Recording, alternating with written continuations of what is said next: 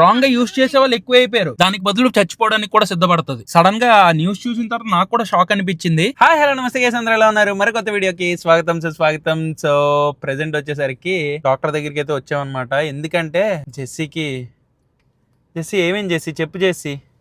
Actually Jessie ఒక 2 days back మొన్న వెళ్ళి సమ్ ఏవో హెల్త్ ఇష్యూ ఉండడం వల్ల సమ్ ఏదో టెస్టులు చేయించుకుంది. ఆ రిపోర్ట్లు వచ్చాయన్నమాట. రిపోర్ట్లు వెళ్ళి కలెక్ట్ చేసుకున్నాం ఇప్పుడే. సో దాని తర్వాత ఆ రిపోర్ట్లు పట్టుకొని ఒక డాక్టర్ దగ్గరికి వెళ్ళింది. డాక్టర్ ఏం చెప్పారా నీకు లోపలికి వెళ్ళాక? డాక్టర్ అయితే చాలా సీరియస్ గా ఒకటి చెప్పారు. ఏంటి చెప్. ఫస్ట్ ఆఫ్ ఆల్ నువ్వు ఎవరితో తిరుగుతున్నావు? వాళ్ళతో తిరగను ఆపాను. ఎవరితో తిరుగుతున్నావు నువ్వు? నీతోనే కదా తిరుగుతున్నాను. నాతో తిరగొద్దన్నారా? సరే తిరక్క. మరి వీడియోలు ఎవరు తీస్తారు? నేనే కదా తీసేది. నువ్వు అవన్నీ కాదు, నాతో తిరగొద్దని ఎందుకు చెప్తారా? డాక్టర్ నేను ఎవరో కూడా తెలీదు. Over action. యాక్చువల్ గా ఏం చెప్పారు చెప్పు. బయట ఫుడ్ తినొద్దన్నారు. అది అవ్వదు. సో ఓకే, నాతో తిరిగితే బయట ఫుడ్ ఎక్కువ తింటున్నావు కాబట్టి నాతో తిరగొద్దు అన్నారు. అది క్లారిటీగా చెప్పు మన వాళ్ళకి, అర్థమైందా? కానీ డాక్టర్ నేను ఎవరో తెలియదు కదా, ఇది కావాలని యాడ్ చేసి చెప్పింది మసాలాలు. ఎగ్జాక్ట్ గా ఏం చెప్పారో చెప్పు. బయట ఫుడ్ షుగర్ కట్ చేయమన్నారు. ఓకే. ఎక్సర్సైజ్ చేయమన్నారు. ఓకే చేయమన్నారు. ఓకే. ప్రోటీన్ ఎక్కువ తినమన్నారు. ఫైబర్ తినమన్నారు. నాకు చెప్పారు డాక్టర్ ఇంతకు ముందు వెయిట్ లాస్ జర్నీ అప్పుడు. మా ట్రైనర్ కూడా అవే చెప్పారు. కాకపోతే నేను కొద్దిగా అదుపు తప్పి దారి తప్పి మళ్ళీ వెయిట్ గెయిన్ అయ్యాను. కానీ ఇప్పుడు నుంచి అంటే నేను ఇంకా వీడియోలో చెప్పడం ఎందుకు, డైరెక్ట్ గా స్టార్ట్ చేసినప్పుడే చూపిద్దాం, మన డైట్ అవన్నీ చూపిద్దాం అనుకున్నాను. సో విత్ ఇన్ 2-3 days లోని మన డైలీ రొటీన్ కూడా స్టార్ట్ అయిపోద్ది గైస్. ఈసారి మళ్ళీ చెప్తున్నాను, అంటే లాస్ట్ టైం కూడా నేను September 9th అని చెప్పాను, ప్రూవ్ చేశాను, కానీ దాన్ని కంటిన్యూ చేయలేపాను. బట్ ఈసారి ఏంటంటే మళ్ళీ September 9th టార్గెట్ పెడుతున్నాను. మళ్ళీ September 9th కి మళ్ళీ తగ్గి చూపిస్తా, కానీ దాన్ని నేను కంటిన్యూ చేస్తాను. ఈసారి మెయింటైన్ చేస్తాను. మళ్ళీ కొద్ది దారి తప్పి మళ్ళీ లావ్ అవ్వడం అలా కాకుండా సెప్టెంబర్. నువ్వు సెపరేట్ గా చేయరా డైటింగ్ ఎక్సర్సైజ్? నేను చేసుకుంటాను మా ట్రైనర్ దగ్గరికి వెళ్ళి. నువ్వు ఇంట్లోని నార్మల్ ఫస్ట్ షుగర్ ఆపరా, ఐస్ క్రీమ్ లో చాక్లెట్లు ఆపరా ఫస్ట్. కాదు ఇందాక ఏం ఐస్ క్రీమ్ తిన్నావురా? Goa ice cream. దాంట్లో ఎంత పర్సెంట్ షుగర్ ఉంటుంది తెలుసా? 60% to 70% షుగర్ ఉంటుంది. నువ్వు షుగర్ తినవు.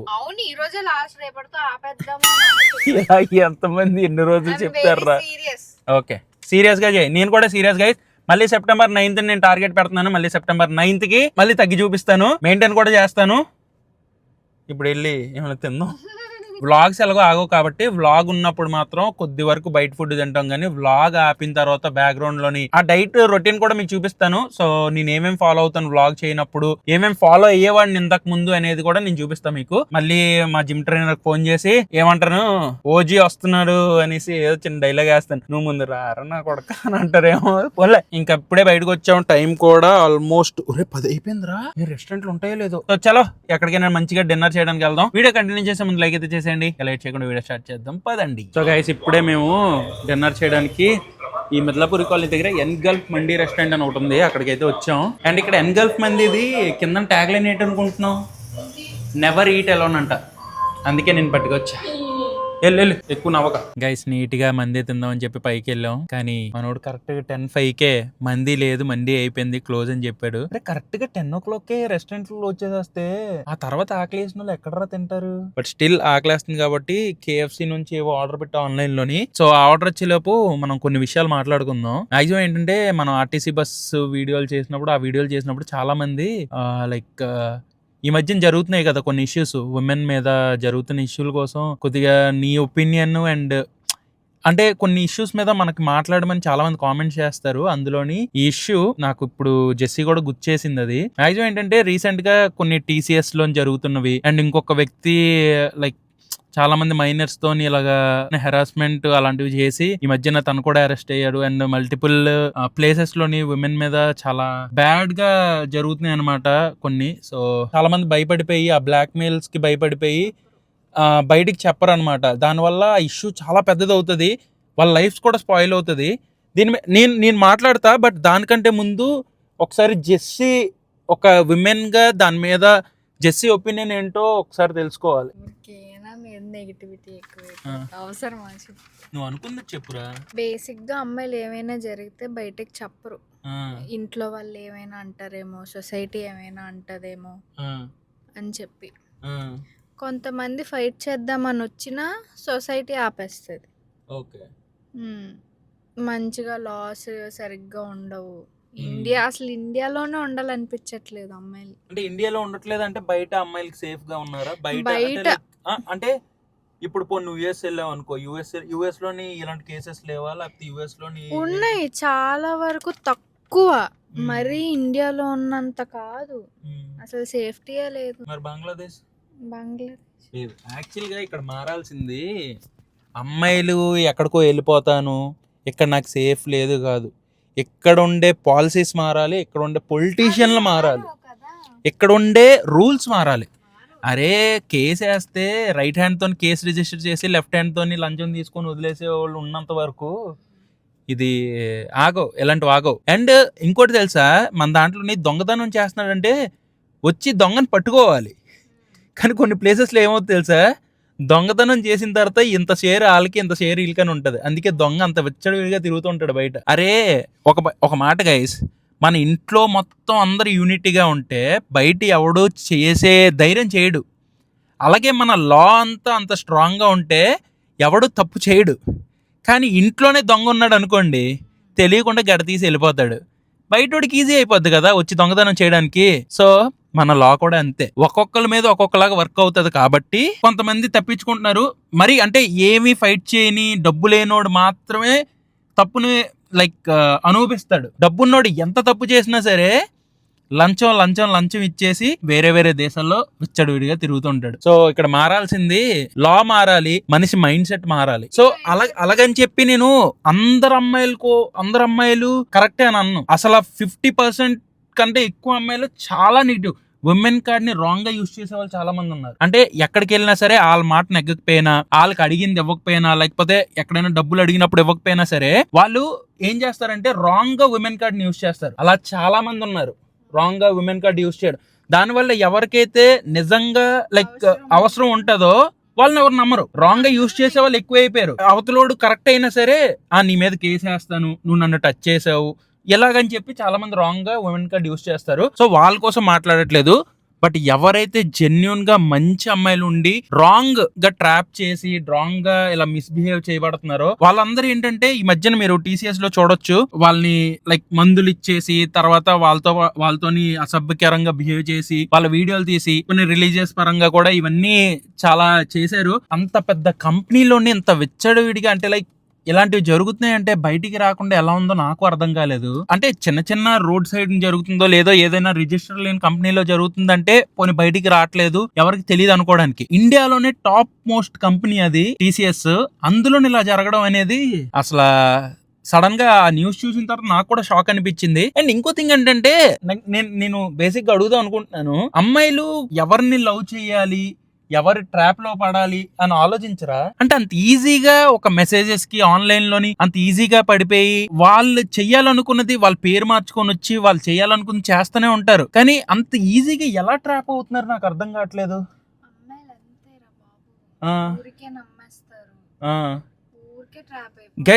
గైస్ నేను చెప్పేది ఏంటంటే తప్పు అందరి వల్ల జరుగుతుంది గైస్, అంటే తప్పు జరగదు అనట్లేదు. కానీ చాలా మంది అమ్మాయిల్ని యూజ్ చేసుకొని వాళ్ళ అవసరాలు తీర్చుకోవడానికి అండ్ వాళ్ళు అనుకున్న మోటోని రీచ్ అవ్వడానికి అసభ్యకరంగా బిహేవ్ చేసి ఆ ఫోటోలు వీడియోలు తీసి బ్లాక్ మెయిల్ చేసి ఇంట్లో చూపిస్తాను, వైరల్ చేసేస్తానని చెప్పి వాళ్ళు చేయకూడనివన్నీ చేసి అమాయకమైన అమ్మాయిల్ని ట్రాప్ చేస్తున్నారు చూసారా.